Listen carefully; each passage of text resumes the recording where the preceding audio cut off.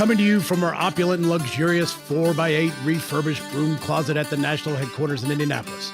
With duct tape studio lights and a mic that you barely can hear, we hope to entertain and educate you. This is the Tango Alpha Lima podcast. They call me crazy cause I'm facing all my giants. They try to scare me into thinking I can fight it. They tell me I should never even think of trying. But that's just me, I'm gonna live out in defiance. Alright, there is no way I'm gonna wear a Hulk mask the entire show. Like, I would have done it, but it is ridiculously hot in here already. But hello, and welcome back to Tango Alpha Lima podcast. I am your host, Mark Seavey, Special Projects Counsel. I now have to wear glasses because I'm so blind that my contacts, which are minus 11, which is ridiculous. Really? I can't I'm see. negative 1050. Are you really? I am. Oh. Yeah. So now when I wear my contacts, I can see a bird poop at 100 miles, but I can't read a computer screen. You got a superpower is what you have. Yeah, it's awesome. I always tell people I can see into the future. You two make me feel like Superman because I'm like -4 or something. And I've been wearing -9 contacts, so it was like, that might be the explanation for my headaches. Anyway, I am joined, as always, by my co-host, Ashley Gerbolja-Maldonado from DC. Hello, Ashley. And she is going to be in rare form today, so I am really looking forward to it. Usually, Ashley, for those who don't get the beauty that is Ashley after a show when she gets fired up, it is spectacular. So, and also we have Jeff out in LA by way of Michigan. And I'm already being yelled at by Holly for moving in my chair. But you know what? Don't get me a squeaky chair. So Jeff, I'm going to actually start with you because right before we came on, I was reading Science Magazine. And it was saying that the threat of the San Andreas Fault has been quadrupled here recently due to earthquakes in the area. And I know you felt one of them because it was on your Facebook. So what's the bigger concern, though? The earthquakes and the San Andreas Fault going or the ensuing tsunami? And would you consider wearing floaties like 24/7, no matter what you do? Okay, you were talking about your eyes. Are those the floaties you're talking about, or are you talking about swimming? No, like the floaties. So just when the 100-foot wall of water strikes your apartment, you won't. All right, so you know that I'm from Michigan, which is tectonically stable. Yes, and it is. we have all kinds of weather. We have if you have tornadoes, you hit the low ground. If there's flooding, you hit the high ground. In California, the ground frickin' betrays you. There's nothing you can do. There's no warning about it. I keep U-Haul on speed dial because the first big one that I feel, I'm probably going to be, peace out of here. What? And I've heard that San Andreas story the last time we got one, and and it's amazing how people don't know about plate tectonics. Like, no, all these little ones mean that the pressures are going to be released, and like if that is on the fault, on the exact fault, but if it's on faults surrounding the big fault, you can actually be sending plates to add more pressure. So it's gonna suck. And this week, I'm just worried about the 100+ degree heat every day. Yeah. Yeah, it's kind of terrible. Well, I mean, there's only so many places you can go anyway, because the Yellowstone supervolcano is going to go sooner or later. So your options are pretty limited. Right, and if you're playing bingo, I mean, if I go back to Michigan, I'm dangerously close to Ohio, which is just dangerously. toxic. And can you imagine if all the ash lands in Ohio and so they all move to Michigan? Oh man. Oh no. You know what? The safest place to be is the Midwest. I'm just going to throw that out there, okay? You're going to get me fired up and it's too soon. But I'm literally looking at a tectonic map right now, and you are on the ring of fire, my friend. Yeah. You're going to feel my fire. And frankly, I'd rather be close to, the 1% of natural, water that's drinkable. So, I got that going for me. So keep poo-pooing on Ohio, Michigan, man. Because we're going to see what happens. Because you might be able to catch a flight quick enough to escape your Well, fate. she's so fired up. She's missing facts. Michigan is bordered by 20% I know, of but the Earth's are you freshwater. really going to go back? Because 20. I don't know. I mean, they love me there. Will you? I did watch a cool special about Ohio where they had that that ice tsunami thing that struck Ohio a couple of years ago. Do you remember that? Where ice had formed on the polar lake. vortex. Well, the ice had formed on the lake and then it melted, but the wind picked up, and so it pushed all the ice up onto shore, and it didn't have anywhere to go, so it kept pushing further and further, and it like destroyed all these houses. It was awesome. If you get a chance, look it up. I literally can't remember the name, but it's like a tsunami of ice, and it moves. You could outrun it, but you can't move your house out of it. Like it is, and it just wiped the area out. It's pretty cool. All right, we are going to start on topic 1 here with an article from the Hill newspaper, and I wanted to talk about it because it comes up literally every year. Every year, someone either blames it on the president or the Congress when it's neither of them is involved. But the article is Trump says he has rejected Pentagon proposal to slash military health care. President Trump said Monday night that he rejected a proposal from the Pentagon to cut military health care by $2.2 billion during the pandemic. The president tweeted this rebuke hours after Politico reported that the Department of Defense officials were suggesting cutting health care over the next 5 years as part of Secretary Mark Esper's cost-cutting initiatives. Quote, a proposal by Pentagon officials to slash military health care by $2.2 billion has been firmly and totally rejected by me, Trump tweeted. We will do nothing to hurt our great military professionals and heroes as long as I am your president. Thank you. This literally comes up every single year. And every single year, people panic about it or blame the president. Usually, the president here actually, I think, did the right thing by tweeting right out of the gate, "This ain't happening," which is the same thing every previous president has said. But this measure the Pentagon has been pushing this for at least the 20 years I've been working here. And every year it gets rejected. But so if there are people out there making hay out of this Pentagon proposal to slash military health care, just don't buy it. Jeff, what do you got on this story? Well, since we're going to bypass all the political stuff, I'm wondering what's going on in the Pentagon that they think that this is okay. Now, I'm going to go out and say something, hope we don't have to edit it out, but I would say if you want to cut some of the health care, why don't we get better body armor for the Marine Corps, who is grossly underfunded, and people have to kind of buy some of that stuff themselves, which is really, really, really sad. But I don't like the idea that it is the Pentagon who should be advocating for its members that are, offering up these cuts as a way to save money. So get away from Congress and the president. That just gets involved in, partisan sparring. I want to know the mindset behind, and I'd love to hear somebody testify as to why they think bringing this up, as you said, every year is a good idea. Part of me thinks that what they're trying to say is, you're trying to cut our budgets. This is the grim reality of trying to cut our budgets and getting ahead of it on a PR stance so that their budgets don't get cut. That's kind of where I think that comes from. Ashley?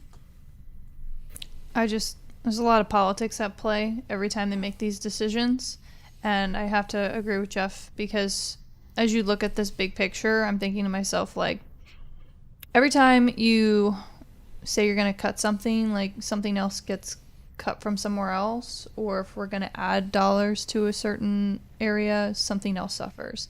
So it's always give and take, and there's always someone behind the curtain kind of pulling the strings as to where money flows. So yeah, I'm happy to hear that $2.2 billion in military health is going to remain, right? But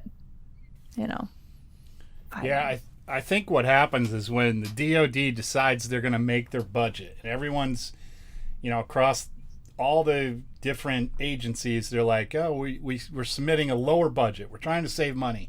So they throw out something that's completely unpalatable to anyone, Like if they had said we're going to cut 2.2 billion from some aircraft or something else, that might be palatable to they throw this one out, 2.2 billion out of healthcare. There's no one's going to buy off on this. So it's going to get axed, and then the Pentagon could say, well, we tried to lower the budget. We gave you alternatives, and at the end of the day, no accountability. No one bothers to look at anything. We still pay defense contractors even when they're behind schedule or when their product stinks or anything else. We pay all that.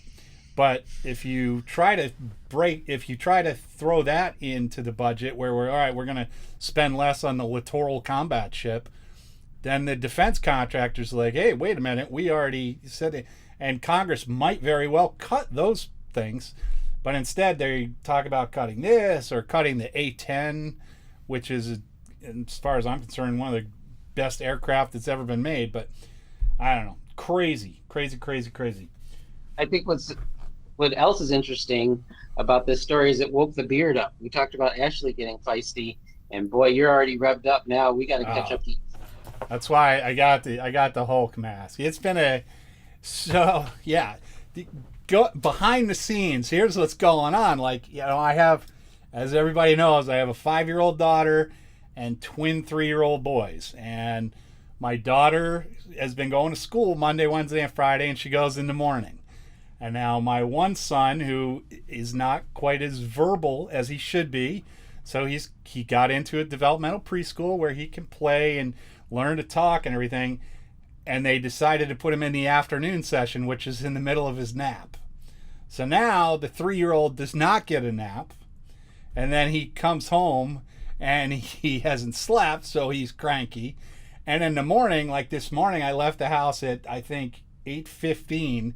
He had his shoes and his backpack on, and he was like, school doesn't start for another 4 hours, and the kid's standing there at the door. So not a happy time at Casa de Civi. So ergo the Hulk mask. You would not like me when I'm angry. This is angry, man. Stupid Brownberg schools. Put them in the afternoon, or put them in the morning. I love it when you're angry. This is amazing. It's been a day. It's been a day and a half already. Has your school district gone to the AB? Are they doing like AB classes, partial hybrids? My sister-in-law is a school psychologist. My other sister-in-law is trying to get into the school system. And there's just been an interesting, I would say, unorthodox pattern in which school districts are determining what works best for them. So one that borders each other, very completely different. It's just been a bizarre thing to.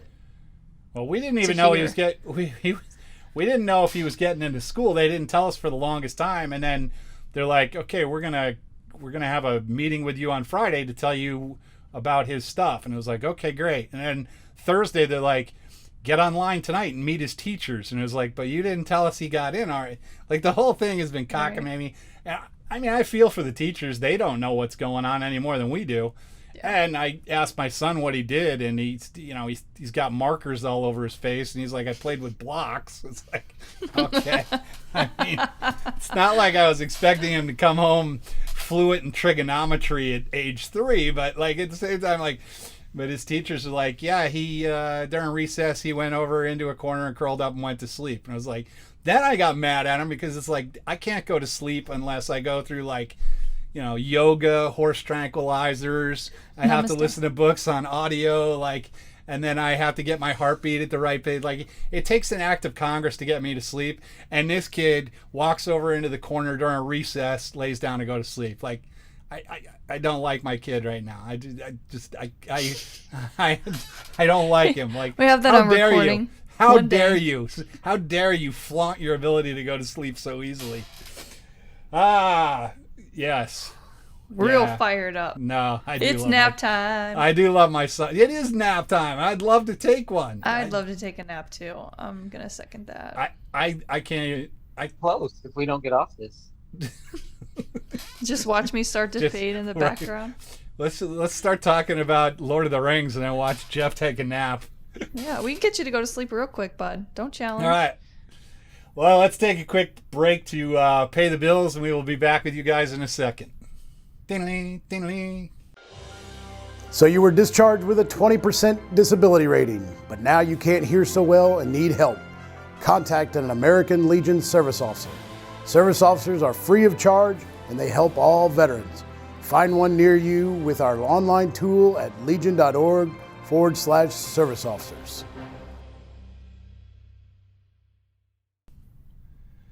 All right, we are back. Jeff napped the whole time we were gone. It was a great little siesta for him. Ashley, let's go to you for topic number 2. Awesome. So this is an article that we found out on military.com, and it's entitled "The Rise of Female Commanders in Combat Arms." And it's very, it's a good timing because we just had Amanda Huffman on from the Women in Military podcast, and we had a similar conversation about women in combat roles and how in past they were just kind of cued in as attachments, and that's how we were kind of like doing this weird funky experiment that the military loves to do, right? But in a lot of these ways, women have already been in these roles, or they've been attached to combat arms in some way, shape, and form. So regardless, the Army has been slowly integrating women to ground combat since DoD opened all military jobs to the troops in 2015. So essentially, like, the initiative garnered a good amount of media attention, and there's been a lot of female first, or women veteran first, throughout the force. I myself love to share these stories. I think it's incredibly empowering, and one day I hope that my posts, even on like from a social front, when we see stories like this, it's normalized, right? Like, oh, that's cool, awesome, right? So now for about 5 years, women have expanded their footprint in combat arms and are taking command of units that have been exclusively male for centuries. So, for example, Captain Candice Bowen took command of Bravo Company 3rd Battalion, 116th Infantry Regiment, 116th Infantry Brigade Combat Team last month. So she is one of the first black women to command a rifle company in the National Guard, and the first female infantry commander in Virginia. That company's history traces back to Confederate General Stonewall Jackson's brigade. So if you think about the milestones that are being hit right now, it's obviously you're garnering a lot of positive media attention about this, and we're really looking at gender integration into combat arms. Since it's really been kicked off since August of 2015, when, for example, Captain Kristen Greyston Shea Haver became the first woman to graduate Ranger School, which is, again, one of the most grueling military courses in the world. So I believe Grease, she's super high speed. She just became the Army's first female infantry officer. I'm just laughing at Jeff's face when you said Ranger School was one of the toughest, because he's like, I don't know. Yeah, all right. Yeah, okay, says the Marine. So Haver, I don't know why I'm saying these so poorly today. I'm dyslexic for the group, and I am not doing hot today. So she ended up taking command of a rifle company at the 82nd Airborne Division in 2018, and she has been since promoted to major. So I just want to give a shout out to all my lady vets out there who are, serving or who have trailblazed and did not receive all of the due credit for making these opportunities open to the next wave of women. So that's what I've got. I'm going to pitch in on that one first, and there's a reason. The unit that she took over, Bravo Company, 3rd Battalion, 116th Infantry Division, out of Woodstock, Virginia, happens to have been the unit that I served in Afghanistan. Oh, So nice. she is the new company commander to the company. Interestingly, the company commander right before her, I believe, there may have been one in between, was a PFC in my platoon when we went to Afghanistan. Really? And fast forward 15 years, he was the company commander of the same unit. So I went into that unit as an E5. I spent 8 years there. I came out of that unit as an E5 with no good conduct medal. So, no, it's a great unit. For those, it's in Woodstock, Virginia, which is kind of a little bit in the boondocks. It's out in the Shenandoahs, and that unit was pretty special because I know that when we went to Afghanistan, the enlisted infantrymen in that unit probably averaged 2 to 3 years of college. Like I had a law degree. One of our alpha team leaders had a master's degree from Georgetown and worked as a GS-16 at the Pentagon in G2. I had a Russian linguist that's now a PhD student.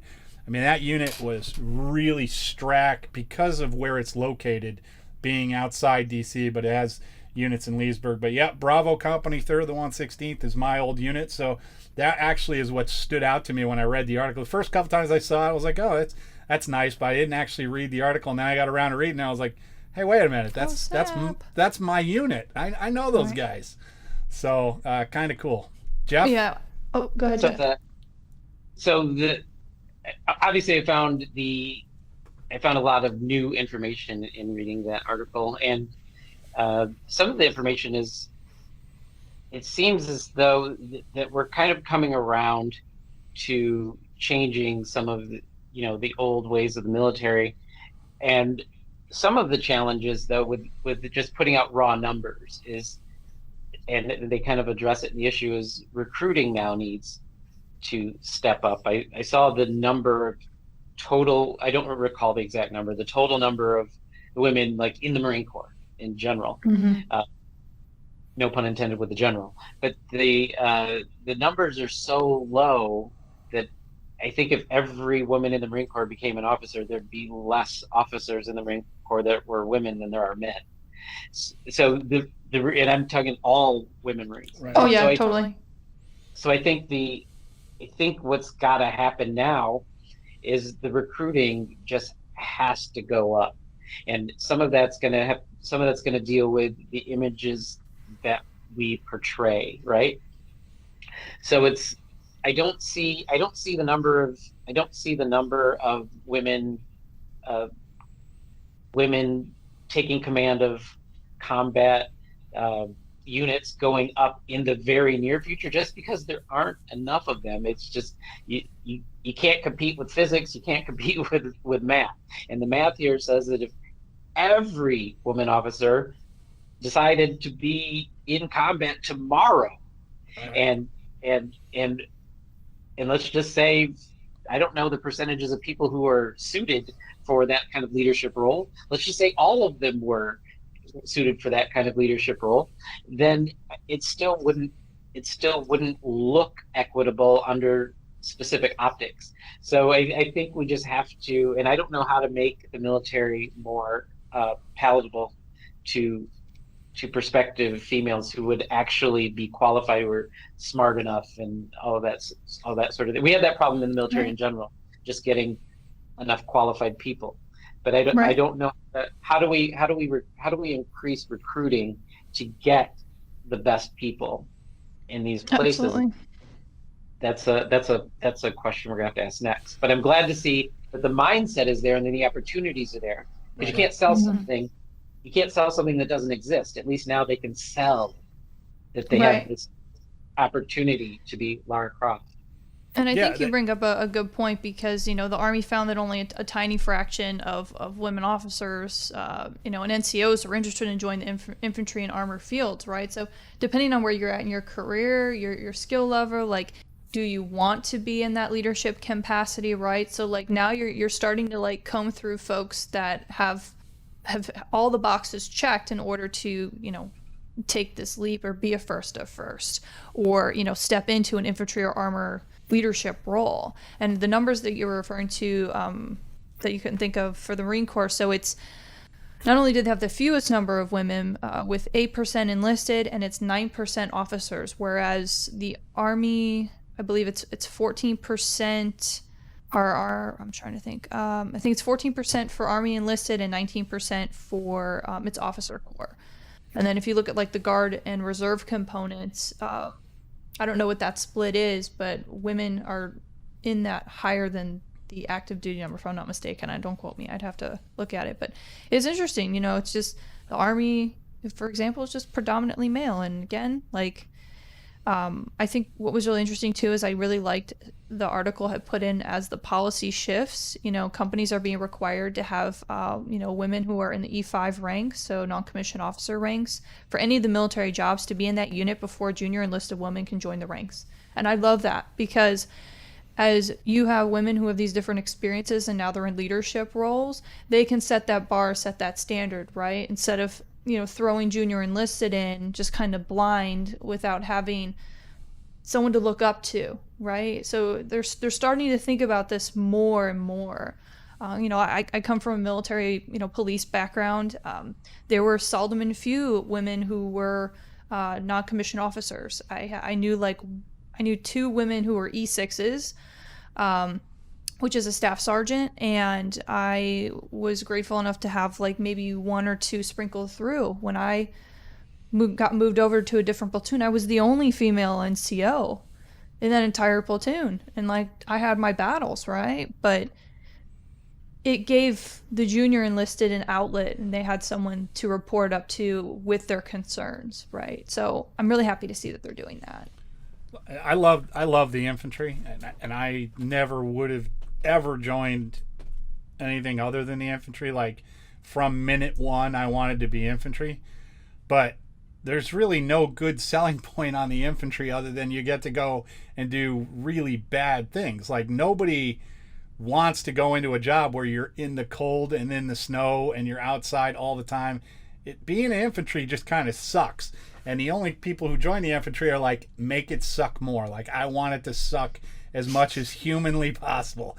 And it takes a special breed of stupid like I am to really want to go through the infantry. And I tend to think women are smarter than us guys, and maybe they're looking at it and they're like, do I really want to spend the best part of my life living outside, digging a hole? It's a tough hurdle for me mentally to overcome. I applaud the young ladies who graduated Ranger School. Man, bless you. Good on you. If you're interested in 1 meal a day and 4 hours of sleep, more power to you. It's just that day has passed me by, but I wanted that at one point too, and yeah. I think it's great. The more the better. I will say there's 680 enlisted women in the active army serving in infantry, tankers, and Cav Scouts, and 260 officers. There's 55,000 enlisted men in the infantry and 7,000 officers. On the armor and cavalry side, there are 18,000 male enlisted with 3,000 officers, according to most recent data, Department of Defense. The numbers are much smaller than the National Guard, so you're looking at 37 enlisted infantry women out of the 28,000, and then you've got 11 Cav Scouts out of the 4,800 and some odd men, and then you've got 8 tankers out of 1,600 men, and no women are serving in mortars, where there are about 2,000, almost 3,000 men. The Guard has 26 female infantry officers out of the 3,500 men. There's 22 armor and cavalry officers out of 1,100 men, according to the National Guard Bureau. I found it. Facts. Drop in knowledge bombs, people. I'm gonna save my Cav Scout hatred for another day. That was just so many numbers about the Army that I never knew or will remember in 5 minutes. That's okay. That's all right. Yeah. So, all right, Jeffrey. Well, now you are up, man. Talk to us. Jeff who? You. Jeffrey? I don't know him. All right. So we have a cool history with watching things that come up on streaming networks, and particularly our love affair with Space Force. And we made a lot of fun of Space Force. This show came on, and I thought I would watch it, and I knew going in that a lot of it would be very political, and so I just kind of watched it and kept a good healthy distance from it while watching it until one episode came up, and what's the name of the show? Yeah, I'm getting there. Oh, I'm sorry. Look, I got notes. Yeah, I know, but you didn't send them to me, so I don't know. I mean, we could go anywhere here. If it's Muppet Babies, I got you covered. There, sir. So the show is Immigration Nation, and the episode that I'm talking about features the story of a deported Marine veteran named Cesar Lopez. Now, this man's life is just it's crazy to me, and I don't even know. They didn't even really get into his combat experience, which he does have. But he was brought to the U.S. by his parents at 4 years of age. After graduating high school, he served in the United States Marine Corps. After getting out of the Marine Corps, at some point, he got arrested with marijuana in New Mexico. He took a plea deal at the advice of his lawyer, so he would spend no jail time, pay a little fine, and it wouldn't show up on his record. But that last part is super important, because the not showing up on your record is reserved for U.S. citizens only, which he had not yet become. So it did show up on his record. He didn't know that. It kept going on about his life. For a business thing, he had to go out of the country, and when he came back in, that came up. They wouldn't let him in. They deported him to Mexico, where he hadn't been since 4 years old, has no ties or anything, and he couldn't legally get back in, but he illegally or undocumentedly said, "I'm going home," and he came home, and he had been on a fight. He had been in a fight to not only get his citizenship, but first to get undeported and to be redocumented again. To do that, he needed to get, for a marijuana possession charge, he needed to get the governor of a state he doesn't live in to pardon him for that really old, very minor crime. And if you can imagine the logistics of trying to whoa, bingo cards, my friends, there was a dog. So if you can imagine the logistics of trying to get to a governor of a state and ask them to pardon you for a really small crime, it was very difficult for him. And spoiler, I think after the show, he did finally get it. And I'm sure having a Netflix camera crew helps with that. So the cool part is the American Legion has not one, but two different resolutions that deal with military-related folks and citizenship. And these were both in 2018. And resolution number 10 is the more pointed one here. It's for expedited citizen applications for deported veterans. And so it's good to see that the American Legion is looking out for those who served honorably and served valiantly, and to get them the kind of respect to a country that the country says, "You're not one of us," but the veteran says, "But I'm one of you." So I'm glad to see that the American Legion is standing up for those people. And I can see that Ashley's still super distracted with her puppy. I just did want to read the resolve clause on that resolution that Jeff mentioned, but the American Legion urges Congress to enact legislation to permit the granting of citizenship to deported veterans if their discharge is honorable and they do not have a felony conviction. And obviously, marijuana possession, not a felony unless he had a lot more than I think he had. So that's what did the governor actually grant him a? This story was the first story that I saw that mentioned that the series ended without resolution to this issue. But also this story said that he joined the United States Army as a Marine. So I got to do some fact checking. So I once testified before Congress on expedited citizenship for people serving in the military. So you would think, right, if someone comes over from Mexico like this guy, and the biggest problem we had was Marine Corps and the Navy, guys would go, or girls would go into the Navy thinking that, okay, I'm going to get my citizenship.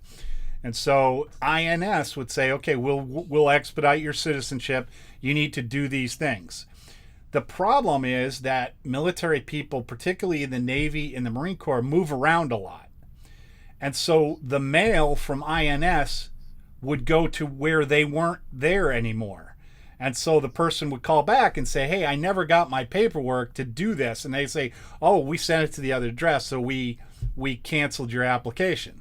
So then the person would put in again for citizenship, and it would get punted again because they would end up moving TDY to somewhere else. And so the mail never caught up to them. Then once they got out of the military and they were trying to become citizens, they're like, well, why didn't you do it when you were in the military? As if you have nothing but time on your hands and you're in the same place the whole time. It's really insane to me how much they go through. Like, if you have to get into the military, they're doing a background check anyway.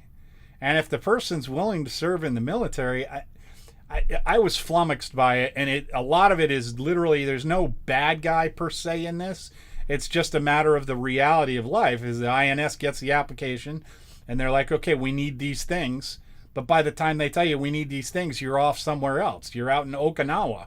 And then they send the mail to Okinawa. And by that point, you're back in San Diego.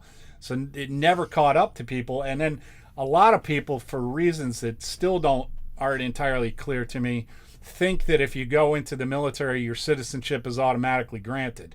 Clearly it's not. And I will say that the DoD has been much, much better about this of late than they were before. But it's still just, I mean, a minor pot charge keeping you out of the country. I mean, that's crazy. Like, especially when you haven't been in that country since you were 4. That makes it a little difficult to get around, I would think. Ashley, what do you got on this one? I'm sorry about my dogs. Uh-oh. We lost Ashley. I'm sorry. I'm sorry about my dogs. I had to do a courtesy mute while my dogs were losing their everlasting minds, chasing the front door back and running and literally slamming into the glass door in the back.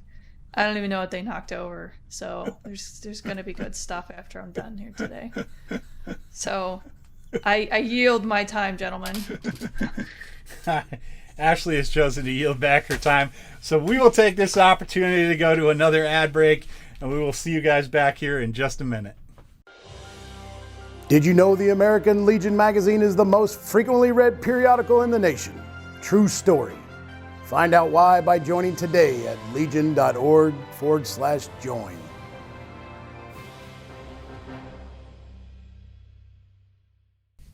All right, we are back here, and we have 1, 2, and 3. We got 4, I guess.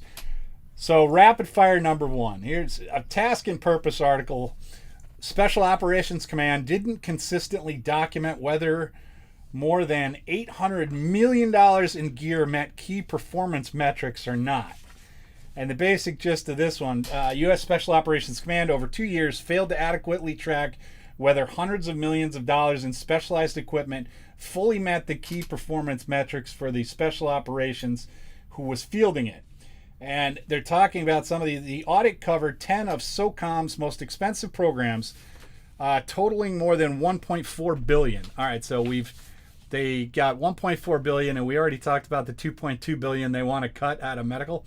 But anyway, these things include the AC-130 Ghost Rider Precision Strike Package Modification, the Wearable Tactical Local Area Network, the Field Computing Device, Small Glide Munitions, and non-standard commercial vehicle. Wow. I just figured out we save some money. You think that's got to be like some sort of Mad Max dune buggy, doesn't it? I guess. Non-standard commercial vehicle. I don't know what that means. I'm like, I literally am trying to like Google some of these one. It's like when they give you the NS number, the non-collision, they're like, oh yeah, read this off when they give you your coffin box of gear. And you're just like reading everything out, and you're hoping that like you have everything, and your supplies like, I remember we used That's to what get. I'm picturing.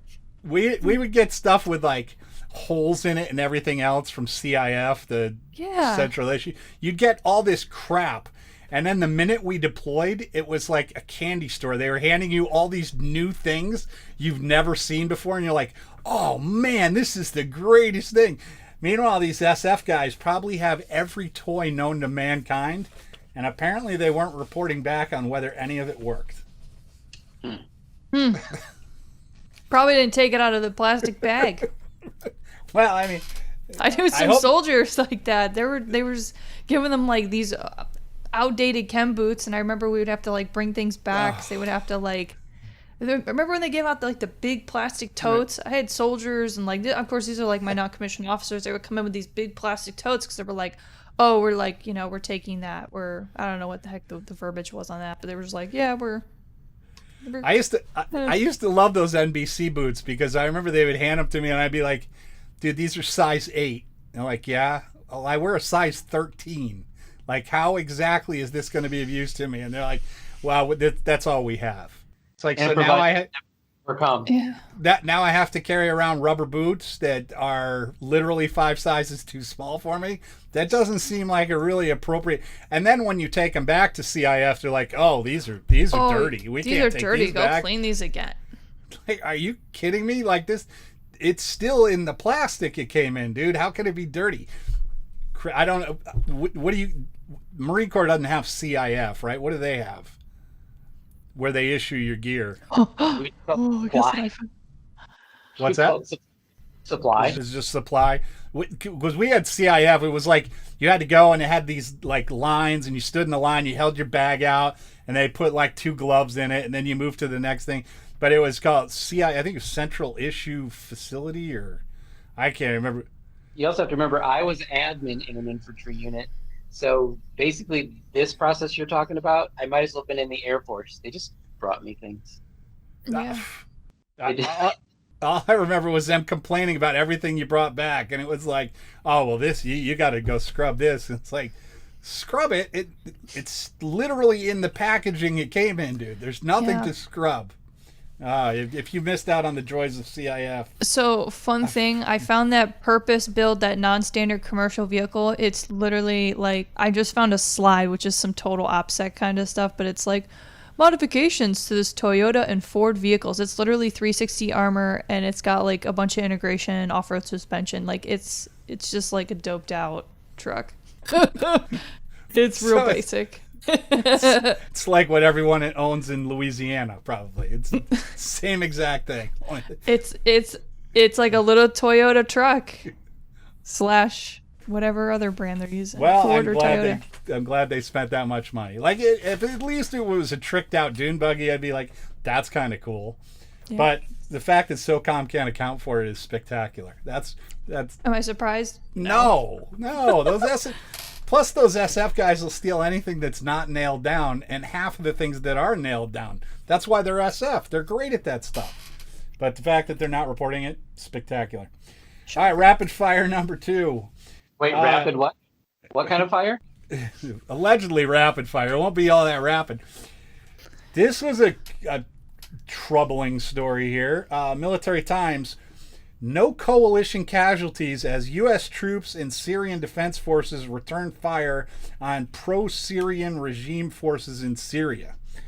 So U.S. troops and Syrian Democratic forces exchanged fire with pro-Syrian regime troops Monday, but there were no casualties. And here's a quote. After receiving safe passage from pro-regime forces, the patrol came under small arms fire from individuals in the vicinity of the checkpoint, according to a media release from the Combined Joint Task Force Operation Inherent Resolve. Coalition forces returned fire in self-defense. The coalition did not conduct an airstrike. No coalition casualties occurred. Coalition returned to base. Incidents under investigation. That's troubling, is it not? Yeah. But the silver lining here is that people need more training if there were no casualties. So oh, yeah. It's a bittersweet comment. Yeah. Right? I mean, it's everything, it seems like everything in every situation and scenario that we find ourselves in is always just this close. Yeah. To just, I mean, always, every second of every day is this close to going 0 to 100. What would have happened if they were like, hey, we're taking fire, and they called in close air support and whacked a bunch of these guys? it could be full on conflagration right now. I don't know. That's Can I just say the power of Twitter really quick? Because in this article, it literally shows the OIR spokesman, and it's got like the full tweet, and then it has like a picture of the full statement. Like, what did we do? Like, I don't even know. What did we do before social media, right? Like, nobody would have known, right? I'm just like, this is so transparent, but also slightly alarming from an OPSEC standpoint. Yeah. Just throwing that out there. You know, you guys are too young to go for one. We had to wait until that guy took the podium. We'd see all the video of bombs falling, and then what was it, Pete Williams or whatever that guy's name was? I can't remember. Pentagon spokesperson would get up there and talk for like 2 hours, and everybody would listen. Now you just go to Twitter. I guess you can find out just about anything. I don't know. Let's hope that one stays safe. All right, here we go, Jeff. Rapid Fire 3, Stripes article. Space Force units are already operating worldwide, and experts expect more to pop up soon. Now, I'm not going to read the whole article. You can go and find this article, but the one part that I did find interesting was that one of the sites is Thule, Greenland, which I have had the pleasure of going to Thule, Greenland. And if you ever get a chance, which it's very unlikely, but Thule, Greenland is so far north that you can't see this. You can't see the northern lights because they're out of the horizon to the south. So there is about every half mile or so, there's a little block house of concrete with a heater and food in it. And the reason for it is polar bears. When polar bears come onto the base, they're not allowed to kill the polar bears.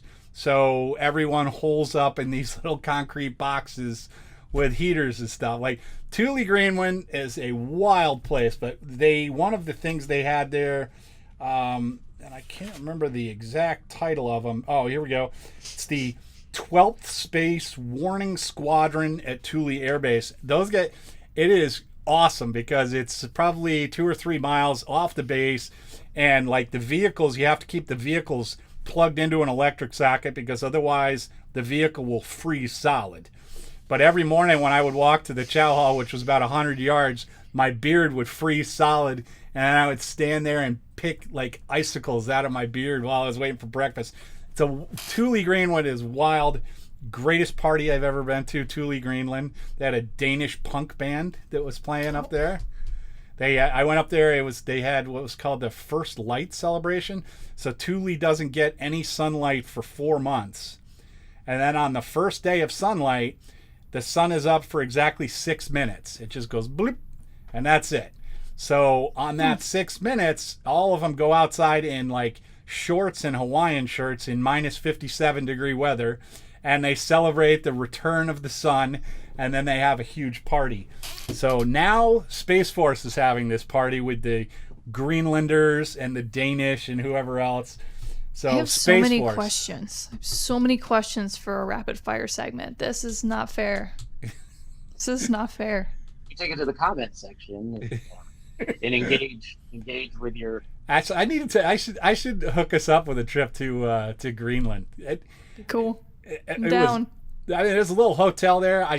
I will admit that it was the most hungover I've ever been in my entire life. The day after that party, and I was laying in bed, and I could not find the remote, and the TV was stuck on what was called the Westerns channel, and it was The Big Lebowski, and it played 10 times back to back to back to back to back. And because I couldn't find the remote, it's like being on a watched cruise ship circuit where they just play the same movies. I watched The Big Lebowski 10 times while I prayed for death in north of the Arctic Circle. Wow. Spectacular place. I don't know where the rest of that was going, but that's Space Force. God bless them. And that's rapid fire, folks. Wow. We're back to Space Force, which brought it up. But it does. Greenland has more things to do there than Los Angeles does right now. We're all places. Thule, Greenland had a Irish pub, which was fairly nice. It had a bowling alley. That was about it. There wasn't a lot to do in Thule, but it was pretty neat because they have these.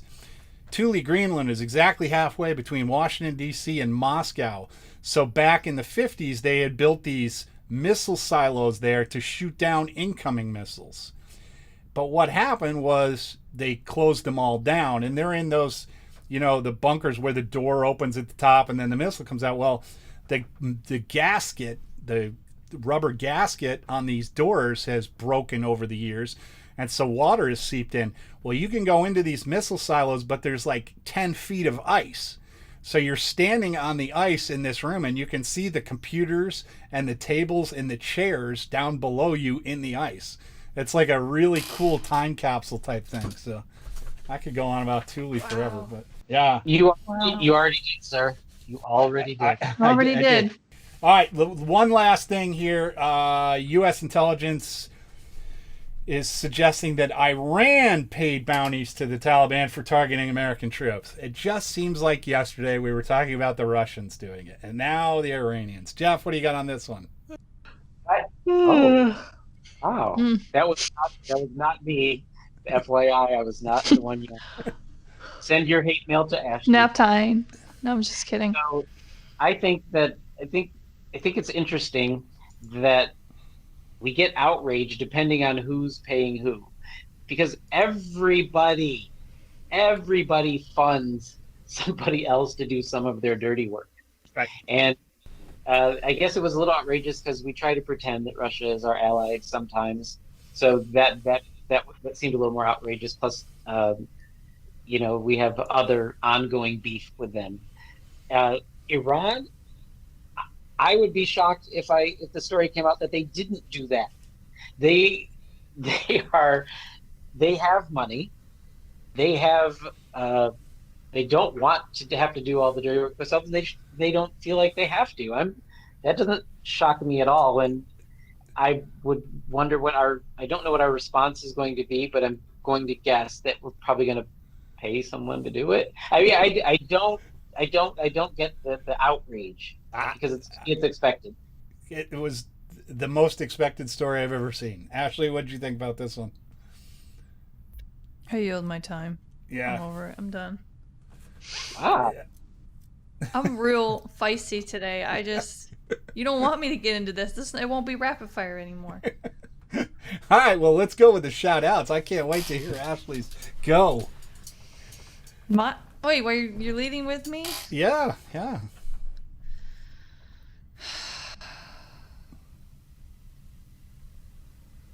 Is it me? No. I'm always shouting at you. Totally caught me off guard, but I would like to give a shout out to my home post, American Legion, Virginia, or Department of Virginia, American Legion Post 180 out in Vienna. I want to thank you guys. I know that my classes now conflict with me attending meetings, and I appreciate all of you. But thank you for everything you guys have been doing. Very sweet. Oh, now I feel bad. I do. I almost do if I had feelings. You don't. Continue. Jeff, what do you got? Oh, I got a twofer real quick. I just wanted to say, if anybody in the Legion universe is participating in the 100 Miles of Hope, which is talked about on a different episode of the show, so I won't go into it too deeply, but our super producer Holly designed those shirts, and I'm not gonna lie, they don't suck. I love the design, so thank Holly for doing that. My second one is to my friend and fellow Post 43 Legion. Oh, there's the shirt. If you're looking, I'm sure Holly will put a picture of it in the post somehow, or tell you how to get one for yourself. Oh wait, that wasn't an ad spot. Shout out number 2 is to Specialist Simone Lara. She just finished the 6 months of DINFOS. And yay! Congrats. You didn't have anything to say in your time. Just gonna. Because Right. I know her. Don't even. As soon as I open my mouth, Ashley's voice comes out. Carry on. It's like Jeff is Ashley's puppet. And she did 6 months of DINFOS during a pandemic.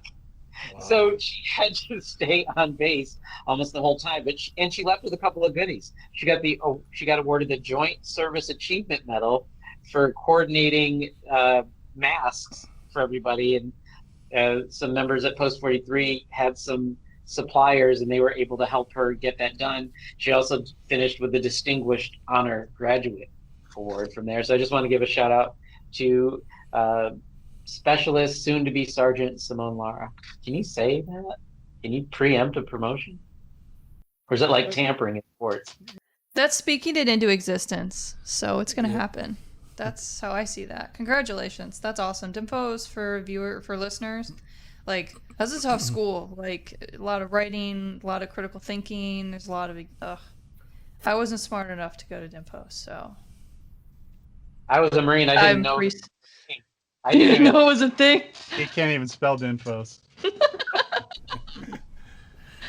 Congratulations, Simone. My shout out today is going to be to all the men and women of the old guard, Arlington Cemetery. It was 2 years ago today that I buried my best friend out in Arlington Cemetery, John Lilia. He was a mentor to me. I even named my son after him, but it was 2 years ago today we buried him. And I like to think he's buried on a little hill overlooking the Pentagon. I really hope that as we're doing this and as we go into the future that he's haunting every single room in the Pentagon, because I know he hated that building nearly as much as I do. So I just want to do a shout out to all you guys, all you men, all you women, everyone who works at Arlington National Cemetery. Thank you for all you do. Thank you for respecting all of our friends and taking care of them into the everlasting. And with that, we'll say goodbye. Guys, thank you for joining me again.